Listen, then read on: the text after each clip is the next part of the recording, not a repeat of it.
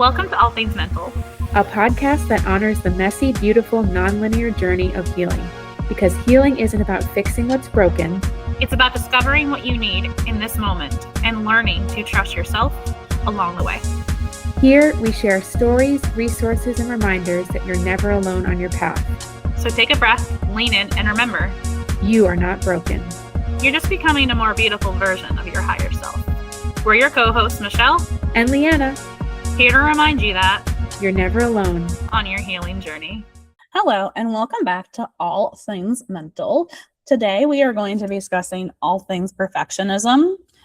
We've been mentioning it a lot on previous episodes, and I just felt like it was a good idea to have a whole episode dedicated to what exactly it means and how we have healed from it, kind of like what we spoke about in our previous episode. I feel like a whole episode could be dedicated to perfectionism, which is what we are doing right now. Do you have anything to add before we start, Leanna? Thanks. I guess just in general, perfectionism is a theme, right? Because I feel like when we look to live a life worth living, we're in the present moment and we're not trying to be something, trying to be anything but who we are, right? Like perfectionism is something where we're not being maybe fully authentic in a way. Like it's almost like you have to kind of adjust yourself a certain degree in order to be perfect, and it's not as natural. I mean, sometimes we can be perfect. Like when I would sing in my growing up years and in college and everything, like in choirs and theater and whatever, like I would hit those perfect notes and I would get that rush of like, wow, I did something, like, you know, and like audience claps and like whatever. Like it wasn't even about that for me. It was always just like the being present thing, which is always why like lyrics were so hard for me to get. And like sometimes sight reading, like the notes themselves were always very hard. But like once I got to that perfect moment, it was like pure bliss. So like, I don't know.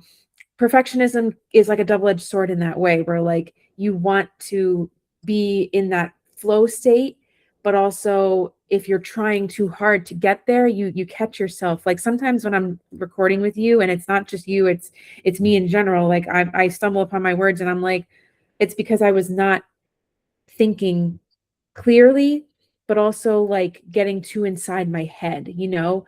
So like that's where the perfectionism comes in for me. Oh yeah, absolutely. I agree with the whole getting inside of your head kind of thing. Like I remember when I was a kid, I've talked about this before, where like I felt like, oh, I can't talk, so why listen to other people? And now I'm at a point where I can in fact listen. But like I used to like speak whenever I had an open opportunity, and then like I would stumble upon my words. And now I'm at a point in my life where like I actually take time to think, okay, what do I want to say? Like one of my favorite things to do when I'm talking with a friend, whether it be through text or like through voice notes, is the beauty about voice notes is like if you mess up, you can delete it and start over. And I don't do that because of perfectionist in me. I do that because I was like, okay, I finally figured out how I actually want to word this. So let's try again, take two. But you mentioned like, you know, getting validation from, you know, singing on stage and everybody like clapping for you. Like I feel that, like I was a theater kid growing up. I remember when I switched to from Catholic to public school, my dad used the money for me to like get like a vocal coach, and I did shows and all of that. And I will never forget it. We did this one show called Thank You Next, where we were all like had an opportunity to like sing songs. The two songs I sang were Beauty and the Beast and In My Own Little Corner from Cinderella, like the musical. And I remember when I sang Beauty and the Beast, I was in a scene with two other people, and I don't remember what the guy sang, but the girl sang the song I Hate Men. And then like he sang a song, and then I sang the song that kind of like brought them back together. And I remember when I sang the first line of Beauty and the Beast, I pointed at them and the audience laughed. And in my head, I was thinking, yes, that's what I was going for. So like, I mean, yeah, but like you also know with being a theater kid yourself that like live theater, anything can happen and you kind of just have to like go with the flow. Mm-hmm. Yeah, no, absolutely. Like there are so many moments of just rehearsing and, trying to get it right. And then finally it clicks and then the show happens and you're like, yes, we got this. But that's just like one example of perfectionism in my life. I think it comes up really like if I dig back to the root of it, it's because I've tried to impress my parents throughout my life, like whether it be in school and grades or like in sports or in theater. Like it was always just to get their approval and their love, even their emotional support and validation, of course, because like I would be a chronic validation need. So like it's hard because like I want to love myself unconditionally now, and I think as I do that, I accept the parts of me that aren't perfect, and because I accept them, it puts the damper on like the need to feel like more needs to happen. Going back to theater for a second, I remember when I was doing like shows, my mom would be like, "Oh, your room's a mess," and this and that, and like this is like, mind you, like mid tech week, and I'm like, "Mom, the last thing I care about is my room." Like, I'm sorry, like she knew that like I was the kind of kid growing up where I'd like reorganize my room to the point like where I'd be like, "I'm cleaning my room," and mom would be like, "Are you cleaning it or are you reorganizing it?" And I wouldn't respond. She goes, "Okay, so you're reorganizing your room, like rearranging your room." And like something was like awoken this week because I'm in the process of like decluttering my home and like, taking back control of my space, as a friend of mine put it for me the other day, because our house looks like it's in chaos, but like there will be a point where it no longer looks this way. But anyways, so like I like rearranged the soon to be room for our roommate that was our old roommate's room.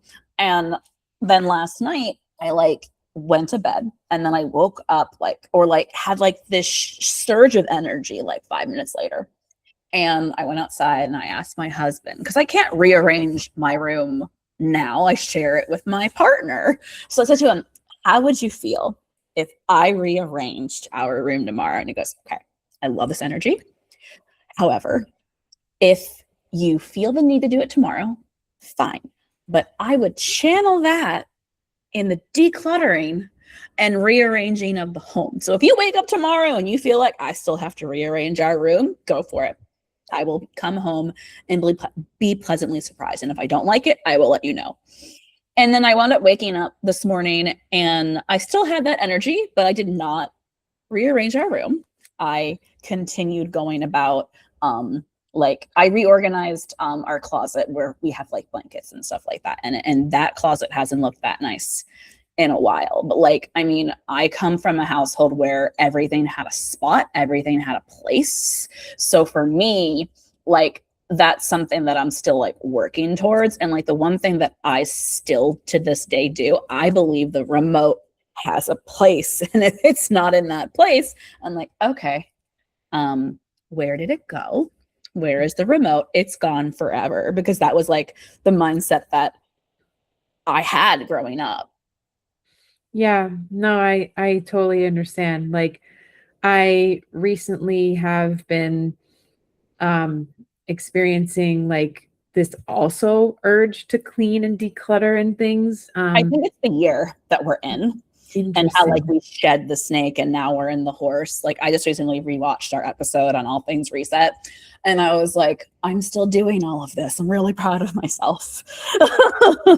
Oh, that's awesome. I love that because like I usually record in I've only ever recorded in our dining room, but it like I've sat in different places in this room, like different chair, and I'm usually behind, in front of this photo behind me and stuff. And like I was sitting at another table at one point when I had like other things in here and we were just cleaning up and I still have my craft to my left. Like, okay, like, but at least the closet in here makes sense.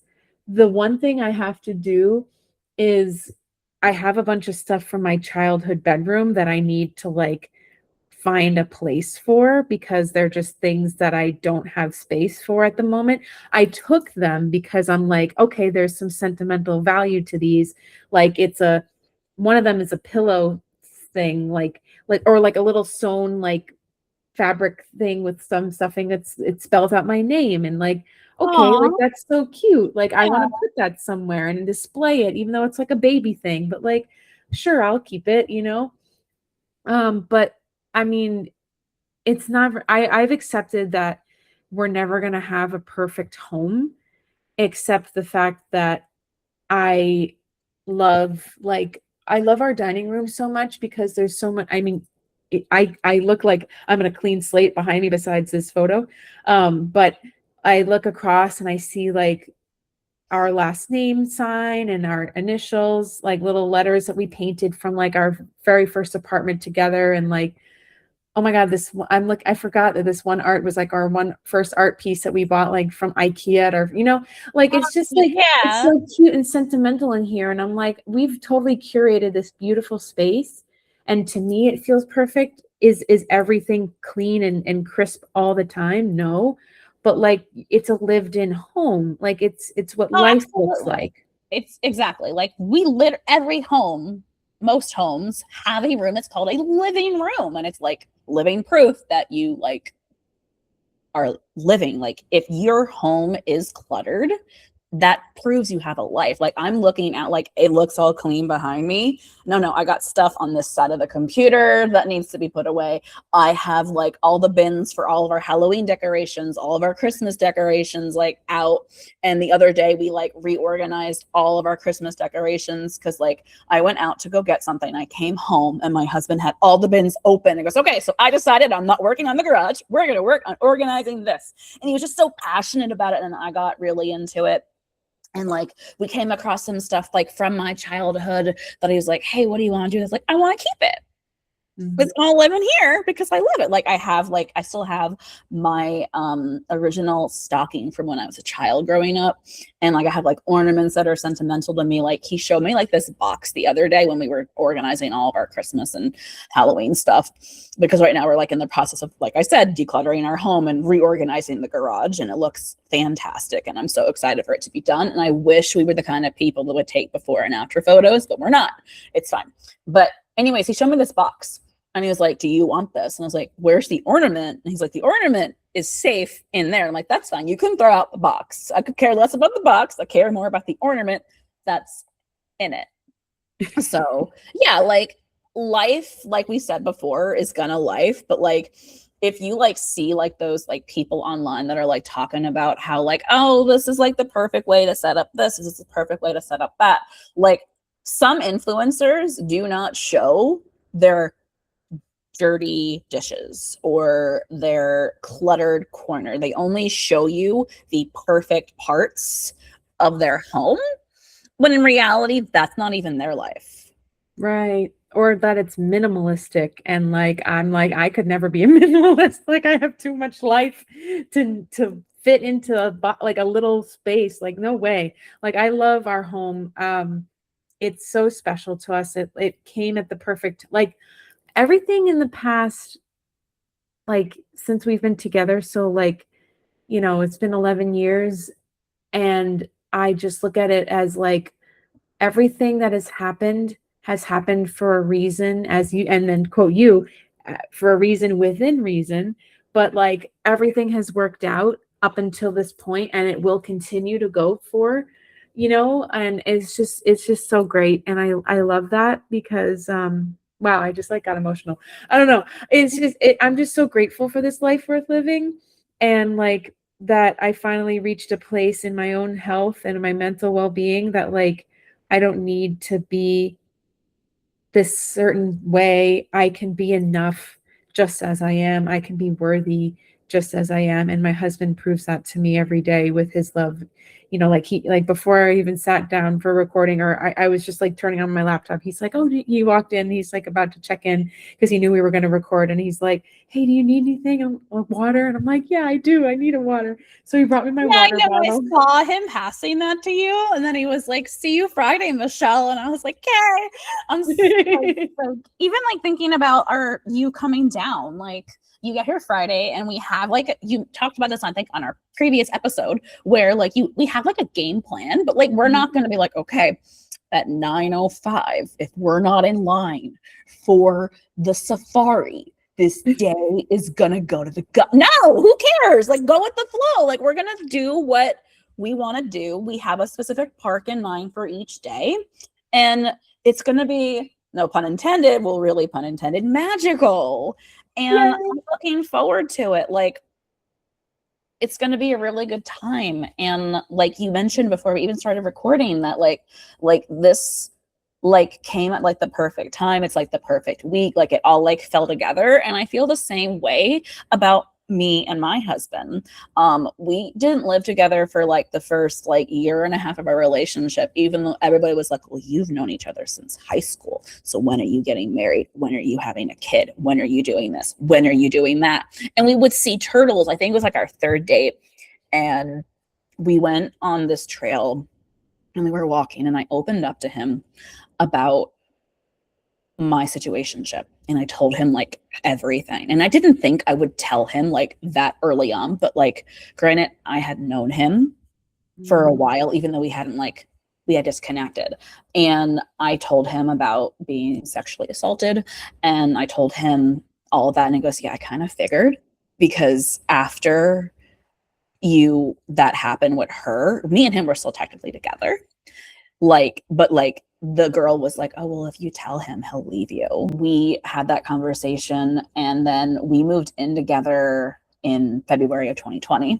And we were going to live in that apartment until we found like a house. And then there was something going on with his family up north. So we were like looking into getting a house with like a mother-in-law suite. That way, like, you know, his mom and his brother could come and move down and be with us. And then that wound up like working itself out, but we were still looking. We were like, we can afford this, and it's cheaper than rent. And our mortgage rate is like beautiful. Like, when we got it, our real estate agent was like, Merry Christmas, because when we got our interest rate, like, it was around Christmas, and he was like, this is beautiful. Like, don't ever leave. And like, now we're at a point where we do want to leave, but like, we're staying because, like, you know, we're being responsible adults, and we want to like make sure we have everything in line before we move up north. And like, everybody's like, oh, don't leave because like your interest rate is so good. But like, we don't want an interest rate to be the reason why we stay. Yeah, that makes sense. It's like the concept of just feeling into your heart, you know, and something that my dad always said to me when I was younger, like when I was deciding on whether I would continue with a sport or with playing an instrument or whatever I was doing or whatever. And he was like, is it in your heart, Leanna? And I'd be like, no. And a lot of the time, if you have to ask that question, I'm convinced that like, because you have to ask the question, it's almost like, you know, that it's not meant to be. And like, yeah, there's give and take with that, because like, I don't know. I think even in my marriage, like, we're not perfect, but we're perfect together in that way, you know, like, Yeah. we've worked on it so much that like, it's so special. Like, I remember, oh my gosh, how many years ago at this point? Maybe 2.5, 3 years ago, we were in couples counseling together because we just wanted to work on our communication. Like, we were in that point where like he was in therapy and I was in therapy, and we're like, why don't we just do this together too? And so we had a therapist for a time, and that was really nice. And That's I cool.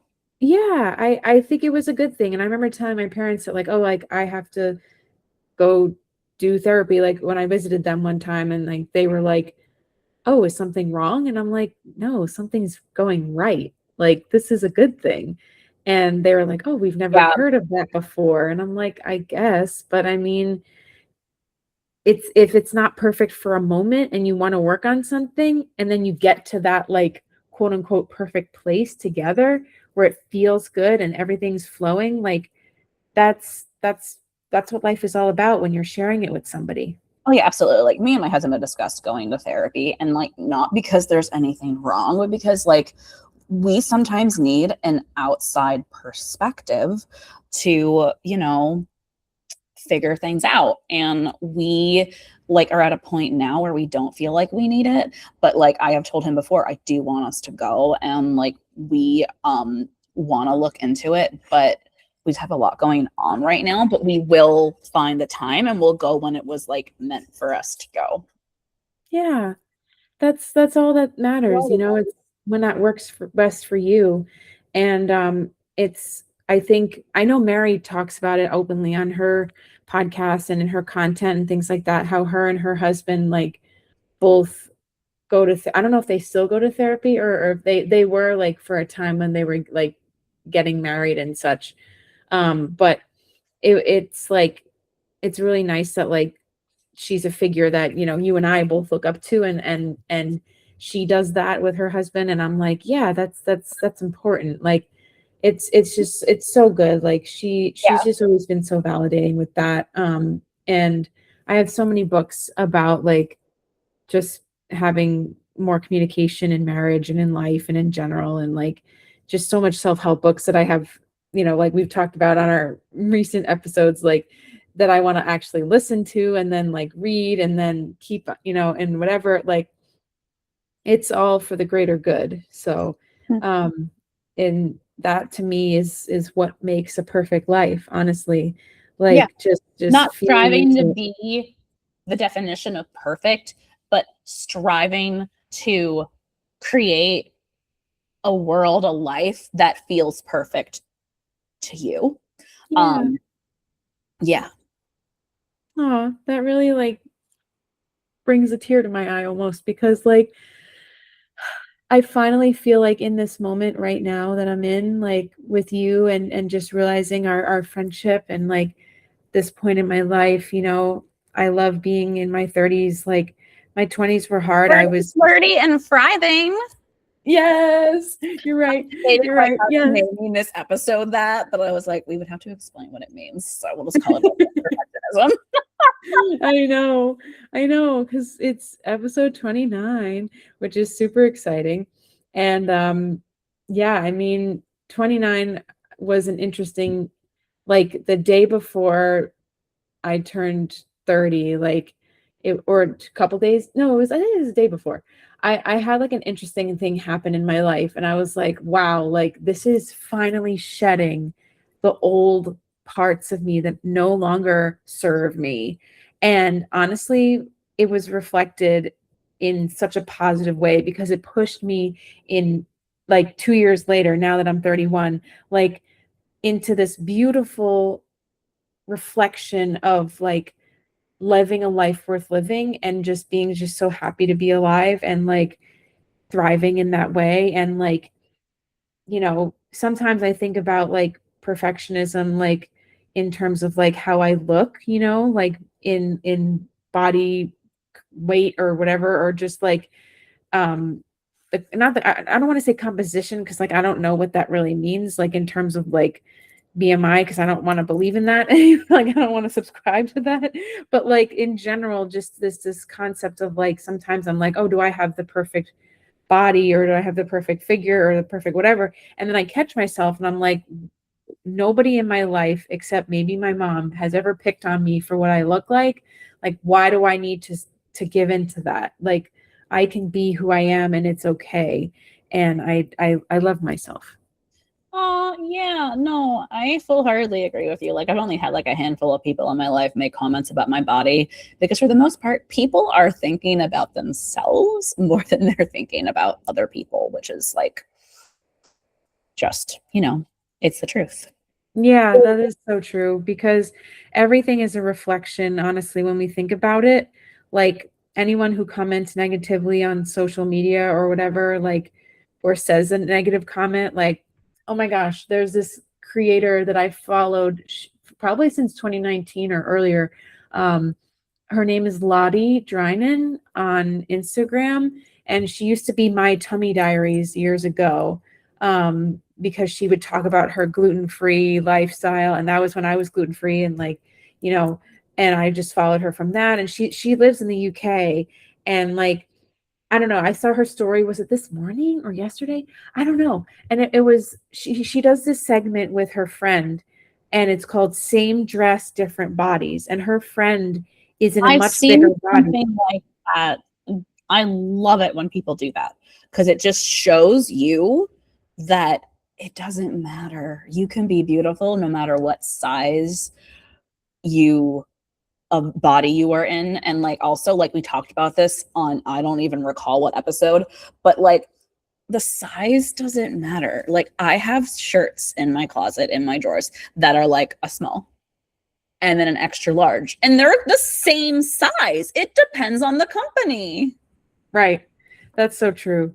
That's so true. And to anyone who has experienced like body shaming or anything like that is such a reflection on that person. Like in the story that Lottie had posted on her Instagram, like her friend, they were at a store and they were doing their segment, like same dress, different bodies. They were recording, and Lottie was like, "I'm so shaking right now. Like I'm so upset because somebody, I guess, went up to her friend and they didn't know, and was like, "Oh, you look different on the telly than you look in real life."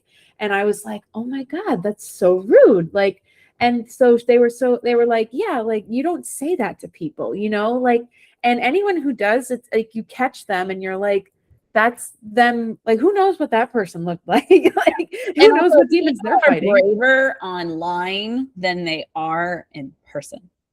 Right. Like Right. hands down. Like I remember being a kid and being cyberbullied, and it was not fun. And I remember at one point I was accused of cyberbullying. It's like I had my thing on all caps. I wasn't actually yelling, but like that was the perspective that was like being perceived. Yeah.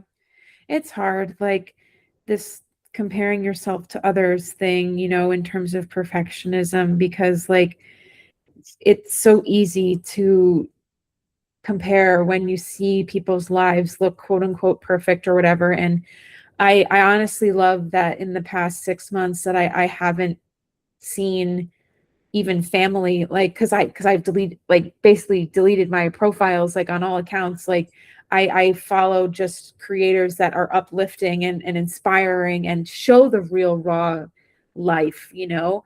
Like I love that. And I don't really consume social media all too much. Like yes, and my time, like my screen time on my phone, like it'll give me the weekly update where it'll say like, okay, TikTok was your most used app, but then the next app after that is messages, WhatsApp, like the people that I'm connecting with. And I feel a connection to TikTok sometimes, or, you know, Instagram on occasion, like in different ways. Like I connect with these people that are uplifting and like inspiring and not like trying to bring me down, you know? Yeah, no, absolutely. Like usually for me, since I don't have Instagram on my phone anymore, like the most used app is like WhatsApp, because like I'm on there like trying to like, you know, not trying, connecting with loved ones. But like yeah, it's just you have to just remember that other people, when they're, Leanna said this already, but I'm going to say it again. If people are saying this or that about you, or about like the way you think, or about your body, or about this or that, what books you read, what shows you watch, what hobbies you do, it's a reflection of them, not of you. So keep living your best life. And remember, you have a life worth living. And at the end of the day, you're, like I said, you're trying to just live a life worth living and just create a perfect life that is perfect for you. Yeah, that's so beautiful. Oh my gosh. Because like I remember often sometimes like when we're talking, you and I, like I'll reflect on these parts of me that like didn't used to want to be here, and because I lost sight of the life worth living concept, and also I was just so blocked by the barrier of like the problem in the moment, and like not feeling like I could survive a way out of it. So it would just be easier to just not exist. And like that is such a so sad part of me. Like it really it hurts, you know, when I think back to it. And I oh, that reminds me. I I got a text like last week from the American Foundation for Suicide Prevention, because I've registered for teams. This will be my 6th year, I think, in doing that.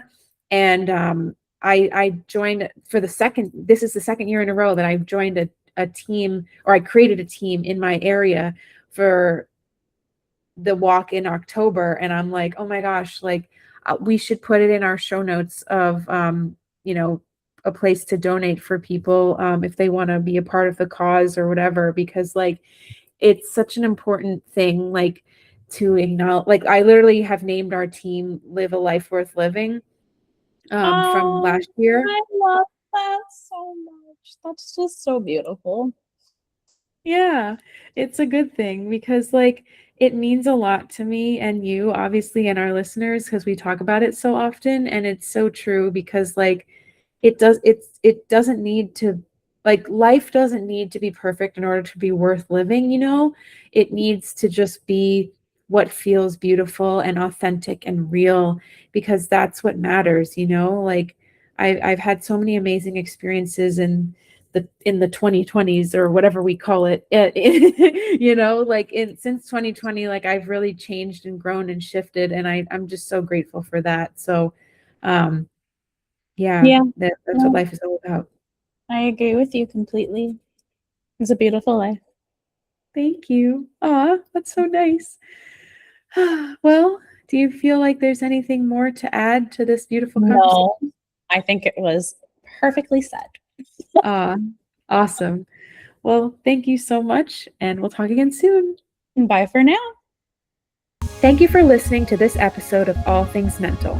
Please follow us on social media at All Things Mental Podcast to let us know how this episode helped you on your healing journey.